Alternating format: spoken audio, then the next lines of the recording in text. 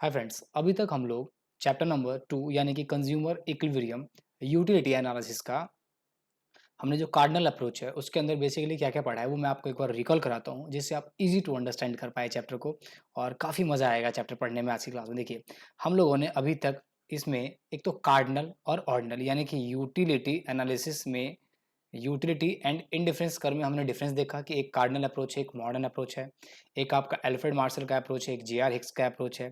इसी के साथ-साथ हमने सेकंड वाले लेसन के अंदर हमने कवर किया था total utility and marginal utility में क्या रिलेशनशिप होता है आपका टोटल यूटिलिटी और मार्जिनल यूटिलिटी का कैसे हम ग्राफ के थ्रू रिलेशनशिप कर सकते हैं। फर्दर आप बुक को देखेंगे, वहाँ पर अच्छे से रीडिंग करेंगे और आज के सेशन में हम लोग बात करेंगे law of DMU. Law of DMU यानी कि basically law of diminishing marginal utility.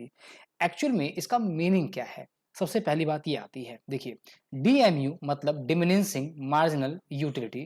Basically हम लोग इसको साइकोलॉजिकल लॉ ऑफ कंजम्पशंस की तरह ट्रीट करते हैं क्योंकि वो थोड़ा सा डिफरेंट अप्रोच है और ये थोड़ा सा डिफरेंट अप्रोच है।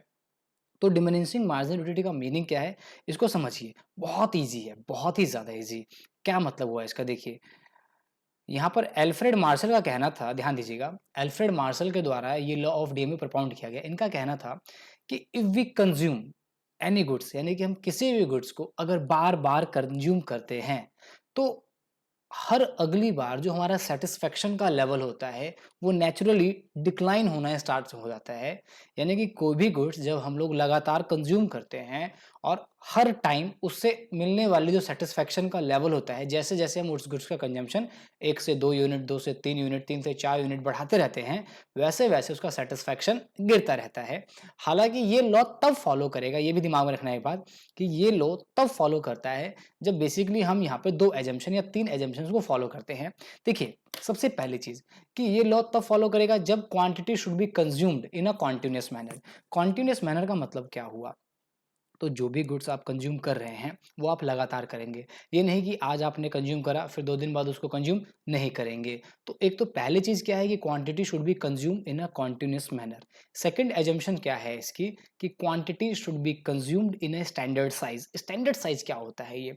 स्टैंडर्ड साइज़ का मतलब है कि लाइक मान लो गर्मी जून का महीना है और आप रेगिस्तान में घूम रहे हो और आपको ना कोई प्यास से आपका गला सूखा जा रहा है, ठीक है? और आपको एक बंदा मिलता है पानी पिलाने वाला और वो बंदा पानी किसमें पिला रहा है आपको? चम्मच में। तो यहाँ पर चम्मच में अगर आपको कोई पानी पिलाएगा तो सोच कर देखिए कि दिमाग का लेवल क्या होगा, मतलब आपको मन करेगा इसे मार दूँ, है ना? तो कहने का मतलब quantity should be consumed in a continue मतलब स्टैंडर्ड साइज़। स्टैंडर्ड साइज़ मतलब लाइक अगर आप गुलाब जामुन ईट कर रहे हैं, वो कोई चम्मच से बार-बार आपको खिलाया जा रहा है, तो आपका मन करता है मैं और कंज्यूम करूँ और कंज्यूम करूँ। तो स्टैंडर्ड साइज़ का मतलब है कि टीस्पून ना होकर के एक ग्लास की बात करें या एक पीस के बारे में बात करी जाए, तो ये इसकी 2 बेसिक असम्पशन है। तो लॉ ऑफ डीएमयू क्या कहता है कि if we consume any goods, तो एनी गुड्स यानी कि अगर हम कंज्यूम करते हैं तो हर अगली सक्सेसिव यूनिट से जो मिलने वाला सेटिस्फेक्शन है वो लगातार गिरता है। लेकिन रिमेंबर दैट दो इसकी एजम्पशंस हैं, वो दोनों ही एजम्पशंस आपको अच्छे से याद रहनी चाहिए। अब मैं आपको इसको एक बार थोड़ा सा एलोबरेट करता हूँ। बुक में चलते हैं, पेज नंबर 22 में है जो एडिशन है हमारा, ठीक है? देखिएगा, यहाँ पर बात करी जा रही है कि law of diminishing marginal utility basically, ठीक है? कलर चेंज कर लेते हैं पेन का। ओके, देखिए law of diminishing marginal utility. देखिए, सबसे इंपॉर्टेंट चीज़ कि law of DMU utility analysis यानी कि कंज्यूमर इकोनॉमी जब आप एक केस कम्युनिटी में पढ़े या 2 केस में पढ़ेंगे, तो ये मोस्ट इंपॉर्टेंट है। अगर कहने का मतलब ये है कि ये अगर आपको नहीं आता है देन आप आगे का चीज़ नहीं समझ सकते हैं अच्छे से, मैं फिर बता दूँ आपको, ठीक है? तो जो लॉ है बेसिकली propound किया गया है प्रोफेसर एल्फ्रेड मार्शल के द्वारा, यानी कि 1 मार्क्स का ये भी एक अच्छा क्वेश्चन बन जाता है। देखिए, so according to this law, ये लॉ क्या कहता है? As we consume additional unit of a commodity, as we consume additional unit of a commodity, यानी कि हम किसी भी कमोडिटी का अगर एडिशनल यूनिट कंज्यूम करते हैं तो the satisfaction derived from each additional या successive units is goes on diminishing, यानी कि हर अगली यूनिट से मिलने वाला जो सेटिस्फैक्शन का लेवल है वो क्या होता चला जाएगा? कम होता चला जाएगा आपका। तो ये एक सिंपल सी इसकी डेफिनेशन है according to this law.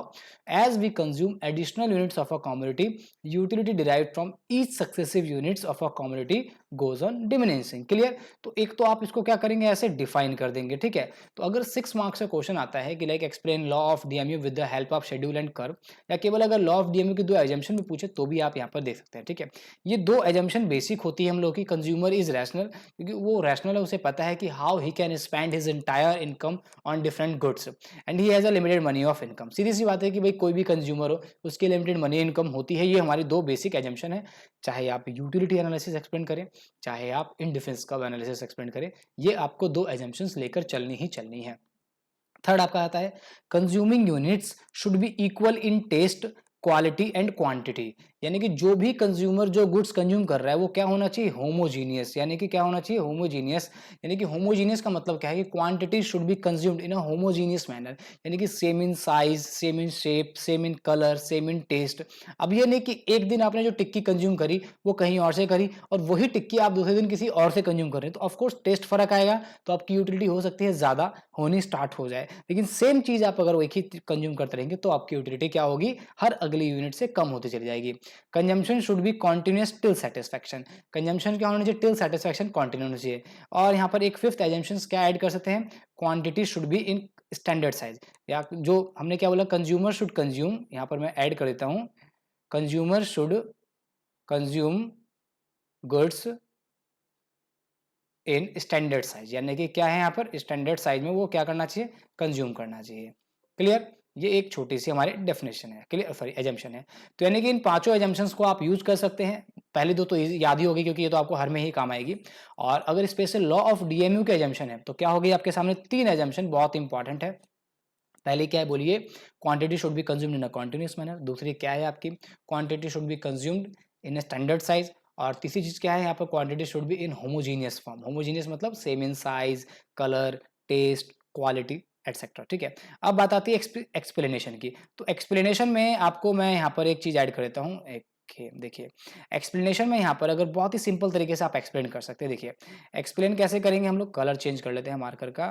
Okay देखिए एक्सप्लेन कैसे करेंगे हम लोग, सिंपल देखिए 2 तरीके हमारे पास, या तो हम शेड्यूल के थ्रू इसको एक्सप्लेन कर सकते हैं, ठीक है, या हम इसको डायग्राम के थ्रू एक्सप्लेन कर सकते हैं। तो डायग्राम और शेड्यूल में एक्सप्लेन कैसे करेंगे, तो बहुत ही सिंपल सा है। देखिए शेड्यूल याद है ना आपको, प्रीवियस क्लास वाले जो यहाँ पर टीयू और एमयू में रिलेशनशिप कर रहा था।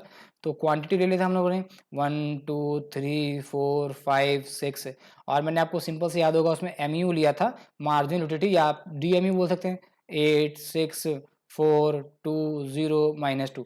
Remember that this is a hypothetical schedule, यानी कि एजम्पशन है, हम एजम्पशन बेस पे चल रहे हैं। आप चाहें तो टीयू निकाल सकते हैं इसके अंदर, बट आप एमयू के बारे में बात करें तो टीयू निकालने की जरूरत आपको है नहीं बेसिकली, ऑनेस्टली स्पीकिंग, ठीक है। अब आप क्या करेंगे, इसको एक डायग्राम पे आप प्लॉट कर देंगे, ठीक है। तो डायग्राम पे प्लॉट करेंगे तो ये आपका हो गया एमयू कर्व, ये रहा एक्स एक्सिस, ये रहा 0, ये रहा वाई, ठीक है। तो अब यहाँ पर बहुत ही अच्छा होगा कि आप बताएं कि आपने ओ एक्स एक्सिस पे क्या डिपेक्ट किया है, ओ वाई पे क्या है। तो ओ एक्स पे आपने क्वांटिटी लिया है और ओ वाई पे क्या लिया है, एमयू लिया है, ठीक है। तो ओ एक्स पे क्या लिया आपने, क्वांटिटी, और ओ वाई पे क्या लिया है आपने, एमयू। एमयू की फुल फॉर्म जरूर लिखे यहाँ पर। तो एमयू की फुल फॉर्म क्या है आपके सामने, तो वो है मार्जिनल यूटिलिटी। क्या है, मार्जिनल यूटिलिटी, ठीक है।